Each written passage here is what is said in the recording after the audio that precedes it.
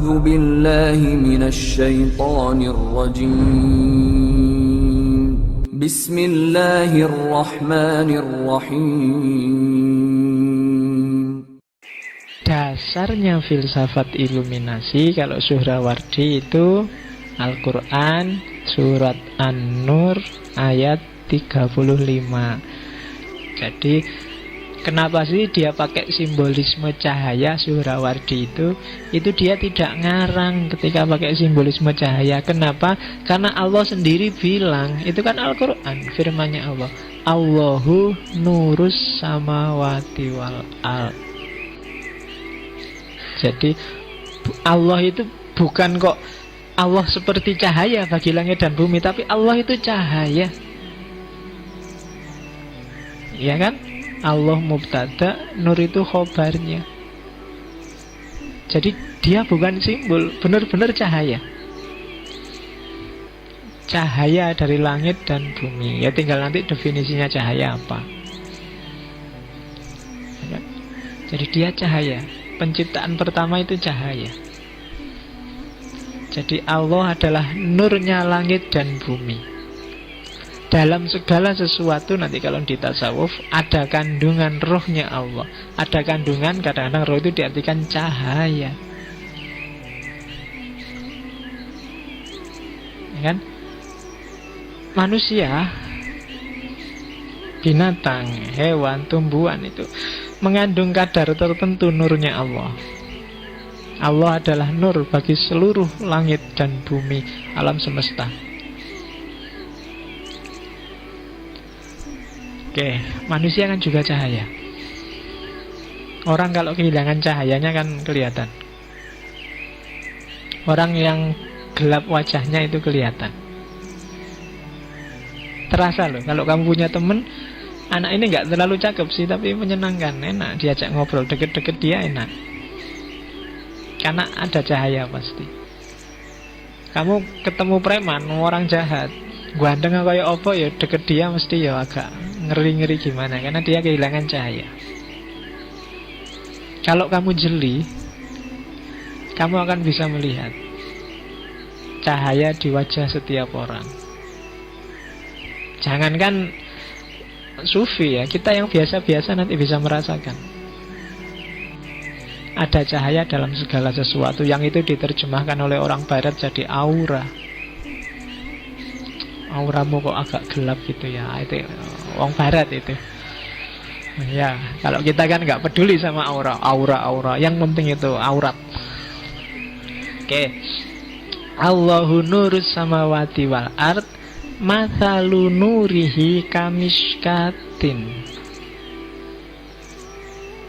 Perumpamaan cahayanya Allah. Jadi susah mendefinisikan cahaya. Kalau dijelaskan juga orang nggak paham, maka Al-Quran ngomong kayak gimana sih Allah yang cahaya itu. Masalu nurihi, contoh gambaran cahayanya Allah itu kamishkatin, seperti satu lubang. Wis, gambarkan aja lubang di tembok atau lubang di tanah. Fiha misbah, yang di dalamnya ada misbah, ada lampu. Ya kan? Al-misbahu fi zujajah. Lampu itu dikerangkai dalam satu kaca. Jadi gambarkan ya kayak ya neon lah, anggap aja neon apa lampu petromak zaman dulu itu kan, nyala, sekitarnya ada kaca. Az-zujajatu ka'annaha kaukabun durriyun yuqadu min syajaratin mubarakatin zaitunatin la syarqiyatin wala hurbiyah. Kaca itu seperti kaukab. Kaukab itu kayak pelita. Durriyun yang bercahaya, yang dinyalakan itu cuma yuqadu, dinyalakan oleh pohon yang diberkahi, pohon zaitun yang tidak timur tidak barat. Pokoknya nyalanya oleh bahan bakar yang luar biasa, sehingga nyalanya terang benderang. Jadi Allah itu cahaya langit bumi sebagaimana satu lubang yang di dalamnya ada cahaya lampu, gampang-gampangannya gitu, yang cahayanya ini luar biasa kan, lubangnya jadi terang benderang kan, gara-gara cahaya itu. Yakadu zaituha yudhi'u walau lam tamsashu nar. Bahkan saking dahsyatnya cahaya itu, yakadu zaituha yudhi'u, seolah-olah cahaya itu sudah terang luar biasa, walau lam tamsashu nar, meskipun nggak dinyalakan, nggak disentuh oleh api, dia sudah nyala sendiri. Itu. Jadi yakadu, hampir saja, zaituha yudhi'u, lampu ini sudah nyala seolah-olah, walau lam tamsashu nar, meskipun tidak disentuh oleh cahaya. Oke, jadi ini perlambang. Kadang banyak mufasir bilang yakadu zaituha yudhi'u walau lam tamsashu nar, ini kayak manusia yang tanpa disuruh-suruh, tanpa harus baca Quran, dia sudah baik sendirinya karena fitrahnya memang baik. Kalau kamu ikuti cahaya Tuhan itu, kamu bisa bercahaya sendiri, bersinar sendiri tanpa harus dibantu oleh cahaya yang lain. Yakadu zaituha yudhi'u walau lam tamsashu nar. Itu tafsirannya para mufasir. Jadi kamu sendiri itu punya cahaya, meskipun tidak dibantu oleh cahaya yang lain, mungkin tidak dibantu oleh Quran, tidak dibantu oleh guru, tidak dibantu. Kamu sebenarnya sendiri punya cahaya. Kalau kamu jernih, karena tadi kaca. Jadi ini kalau ada Arabnya gini, kayak ngaji tenanan ya.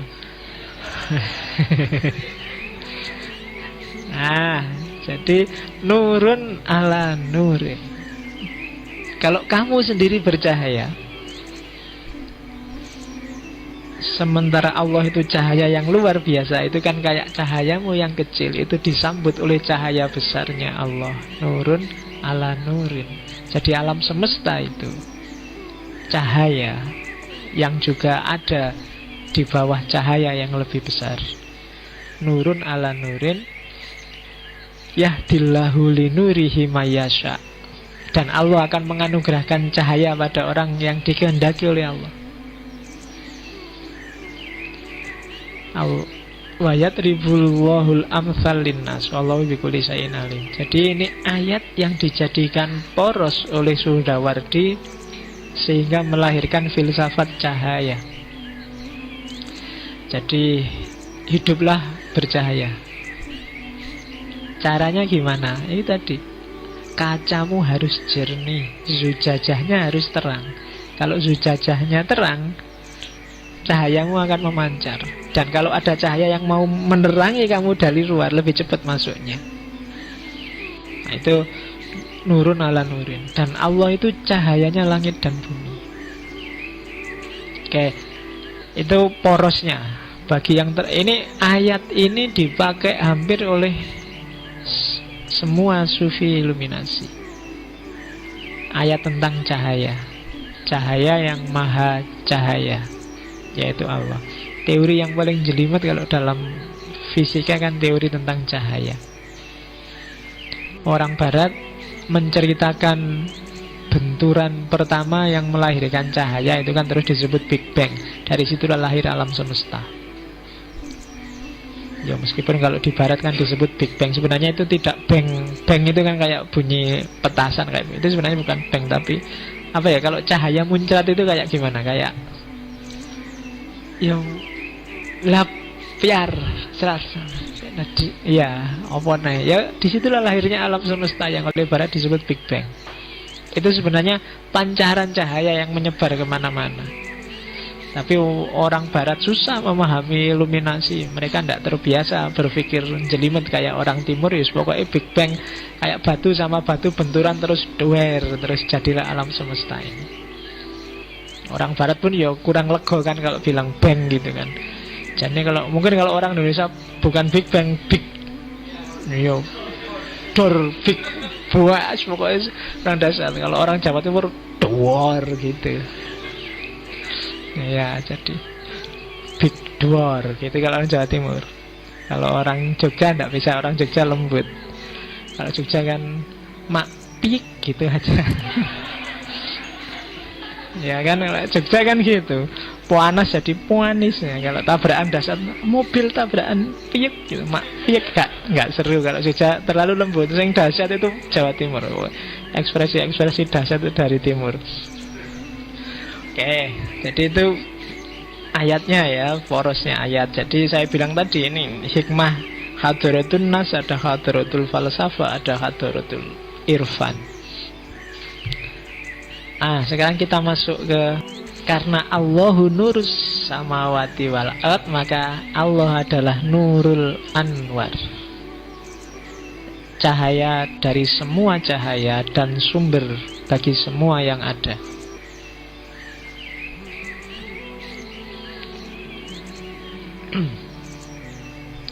Oke ya, tak gambarkan kayak lampu, tak gambarkan kayak matahari.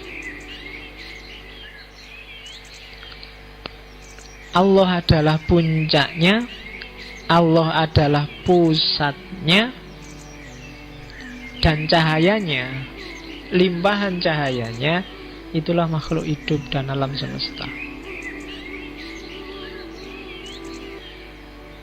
Berarti melimpah. Melimpah pun susah. Melimpah itu kan dari tidak melimpah jadi melimpah. Tapi dia disebut matahari karena sudah bercahaya. Kalau nggak ada cahayanya nggak disebut matahari. Dan Allah itu seperti itu. Jadi makhluk itu hasil limpahan dari cahayanya Allah. Jadi ya diingat-ingat lagi, karena menyebutnya cahaya, karena Quran juga pakai istilah cahaya. Digambarkan agak susah, ya memang seperti cahaya. Jadi cahaya itu kan begitu dia nyala, begitu cahayanya ada.